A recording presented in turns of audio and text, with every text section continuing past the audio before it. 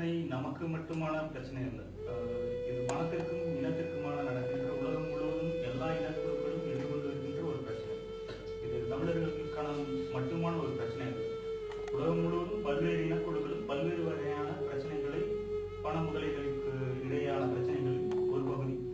அதில் கல் தோன்றி மண் தோன்றா காலத்தே கனத்த புகழோடு தோன்றிய தமிழ் மொழியால் நமக்கான அழிவுகளும் நமக்கான எதிர்ப்புகளும் மிக அதிகமாக இருக்கிறது. எல்லா பிரச்சனைகளுக்கும் மிக மூல காரணமாக நாம் கருதுவது நமக்குள்ளே உள்ள ஒற்றுமை. அதுதான் மிகப்பெரிய பிரச்சனையாக நான் கருதுகிறேன். ஈழத்தில் நடந்தது ஒரு சாதாரண விடுதலை போராட்டம் அல்ல. இப்போது கூட தமிழ்நாட்டில் நிறைய பேரிடம் கேட்டால் அவர்கள் தெளிவாக சொல்வார்கள், பிழைக்க போன இடத்தில் நாடு கேட்டால் எப்படி கொடுப்பார்கள். நாம் அங்கே பிழைக்க போனவர்கள் அல்ல என்பது நமக்கு மட்டும்தான் தெரியும். அதற்கான போராட்டத்தை பல வடிவங்களில் ஒரு வேடிக்கையாக கூட சொல்வது வந்து, பிரிட்டிஷ்காரன் இந்தியாவை பிரித்து கெடுத்தான், இலங்கையை பிரிக்காமல் கெடுத்தான் என்று.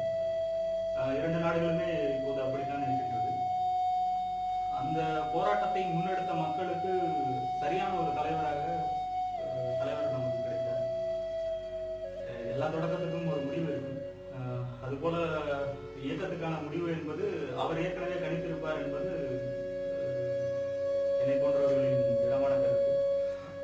நமது புலிக்கொடியில் உள்ள லோகோவை பார்த்தீங்கன்னா எல்லாருக்குமே தெரியும். R2 ரைபிள் .22ன்னு சொல்லுவாங்க. அந்த ரைபிளோடது 33 கவுண்ட் இருக்கும் சுற்றி.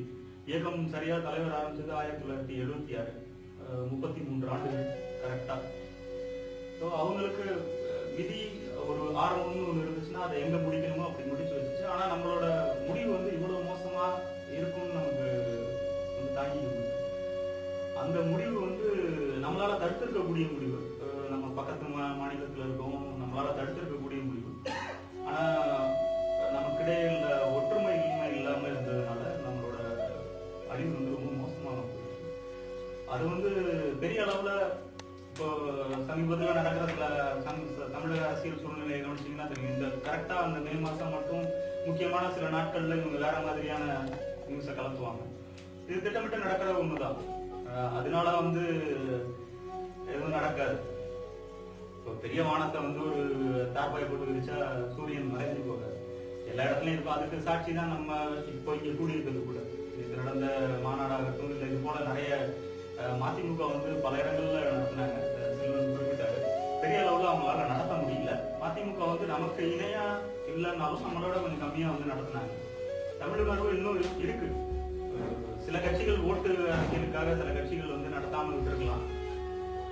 சிலர் எதிர்வினையும் ஆற்றிக்கிட்டு இருக்காங்க எல்லா இடத்துலையும். நம்ம இது பண்றது இது சகஜமா எதிர்பார்க்கிற ஒன்றுதான். இதை நம்ம பெருசா எதுவும் எடுத்திருக்க முடியாது.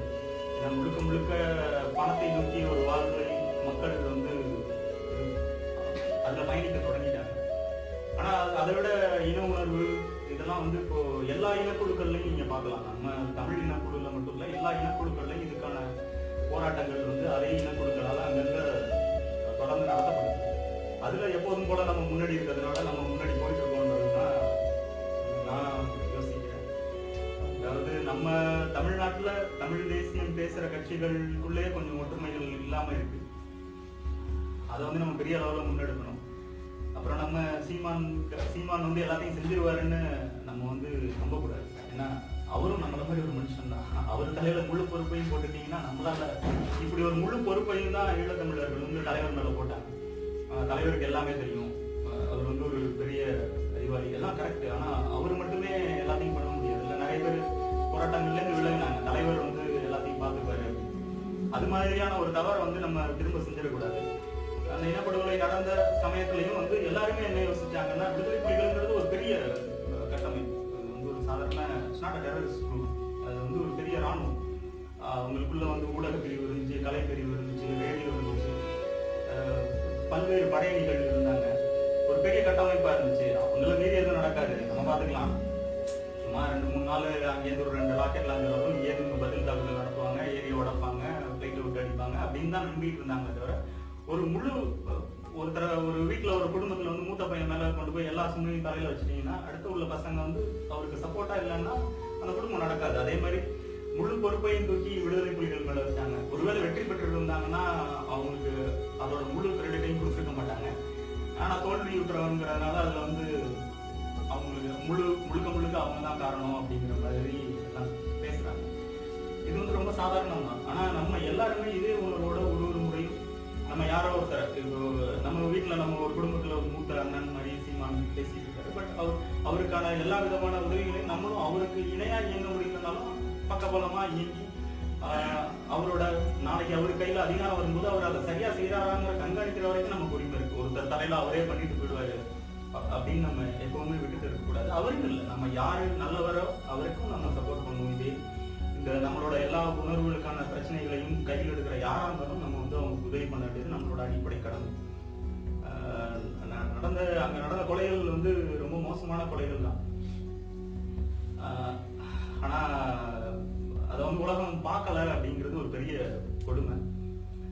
அதுக்கு பல காரணங்கள் சொல்லப்பட்டுச்சு. ஆனா இந்திய அரசுங்கிற ஒரு பெரிய பூதம் அதுக்கு பின்னாடி இருந்ததுனால யாரும் உலகம் வந்து பெரிய அளவுல கவனிச்சுக்கல. இது அங்க மட்டும் இல்ல. இப்போ இங்க மத்திய கிழக்கு நாடுகளை எடுத்துட்டீங்கன்னா இங்க இருக்கிற எல்லா நாடுகளுமே அரபு நாடுகள், இஸ்லாமிய நாடுகள். இங்க இருக்கிற ஒரு சின்ன இஸ்ரேல் வந்து இவங்க எல்லாரையுமே மிரட்டிட்டு இருக்கு. இங்க தீர்மானிக்கிற சக்திகள் வந்து வேற வேற உலகத்துல இருக்காங்க, வேற வேற கண்டத்துல இருக்காங்க. அங்க இருந்து நமக்கான நம்ம பெப்சி குடிக்கணுமா, கோக் குடிக்கணுமா, இல்ல பவுண்டோ குடிக்கணுமா அப்படின்னு அவங்க முடிவு பண்றாங்க. இது வந்து ஏதோ ஒரு இனத்தோட பிரச்சனை அப்படின்னு நம்ம விட்டுட்டு போயிட முடியாது. எல்லா இடத்துலையும் இது பணத்திற்கும் இனத்திற்குமான ஒரு போரா தான் நான் கருதுறேன். அது அண்ணா அடிக்கடி சொல்ற மாதிரி இலுமினாட்டிஸா இருக்கலாம், மல்டிநேஷனல் கம்பெனியா இருக்கலாம். அதையும் மீறி எல்லாரும் வந்து இல்ல இனிமே இதோட போராட்டம் முடிஞ்சிச்சு அப்படின்னு சொல்லிட்டு இருக்காங்க. ஆனா நான் உறுதியா நம்புறேன் என்னைக்காவது ஒரு நாள் இது திரும்ப வரும்னு சொல்லிட்டு. போராட்டமா ஆயுத போராட்டமா வராது. ஆனா இதுக்கான முடிவு வந்து இது முடிவு கிடையாது. இது நமக்கான ஒரு தற்காலிக பின்னடைவுன்னு என்ன கருதி கொள்ளலாமே தவிர நமக்கு வேற வழியில நம்ம போராடி நமக்கான உரிமைகளை நாம அடைவோம். அது தனித்தமிழ்நாடோ தனி இடமோ அது வந்து கண்டிப்பா ஒரு நாள் அமைய போற ஒண்ணுதான். ஏன்னா எல்லாருமே ஒரு வட்டம் தான். ஒரு 33 வருஷத்துல ஒரு பெரிய உச்சிக்கு போன விடுதலை புலிகள் கீழே இறங்கி திரும்ப மறுபடியும் ஒரு 30-40 வருடங்கள்ல மேல எழ போறாங்கிறது தான் ஒரு கலை யதார்த்தம். ஆனா இப்ப பல்வேறு சூழ்நிலைகள்ல அங்க நடந்த இனப்படுகொலைகள், இப்ப அங்க போராளிகள் சந்திச்சிட்டு இருக்க கடினமான வாழ்க்கை, அதெல்லாம் உண்மையிலே வேதனைக்குரியது. அதை நம்மளோட கடமைகள் என்ன பண்ணுவோம், நம்ம ஒரு தனி இடைநிலையில இருக்கோம். நமக்கு கீழேயும் ஒரு சமூகம் இருக்கு, நமக்கு மேலேயும் ஒரு சமூகம் இருக்கு. இப்போ நம்ம இங்க இருக்கிறது எல்லாமே ஒரு 30 to 35 வயசுல இருக்கும். நமக்கு கீழே உள்ள சமூகம் இதை பத்தி எந்த புரிதலும் இல்லாம இருக்காங்க. நமக்கு மேல உள்ள சமூகம் வந்து தவறான புரிதல்ல இருக்காங்க. இவங்க 2 பேரையும் சமாளிச்சு நம்ம செய்ய வேண்டிய மிகப்பெரிய கடமை வந்து நம்ம கிட்ட இருக்கு. அதை வந்து நம்ம சரியா செய்யணும்னு நான் எல்லாரையும் அன்போட கேட்டுக்கிறேன். நன்றி.